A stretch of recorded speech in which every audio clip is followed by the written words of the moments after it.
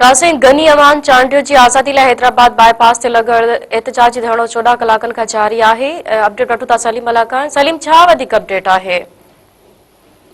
जी बिल्कुल, ही गनी अमान चांडियो जी आज़ादी जे लाइ हैदराबाद बाईपास से लॻल जेको एहतजाजी धरणो आहे उनखे लॻभॻि 16 कलाक थी चुका आहिनि। धरणे में शरीक औरतुनि ऐं मर्दनि रोड ते जागी गुज़ारियो आहे। गनी अमान कुझु जेके वारिस औरतूं आहिनि उहे जेको आहे रोड ते सुम्ही उन्हनि गुज़ारियो। सुबुह जो सवेर शहर जा जेके कुझु माण्हू आहिनि धरणे वारे जाइ ते चांहि ऐं नाश्तो खणी आया। गनी अमान जी आज़ादी ताईं धरणो ख़त्म न करण जो ऐलान कियो वियो आहे। हिननि जो चवणु आहे त समूरी सिंध जेको आहे हिननि जो साथ ॾे।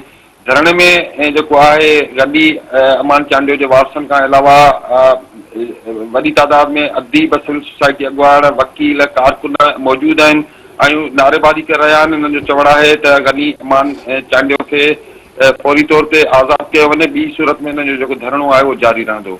जी सलीम अवांज, महिरबानी।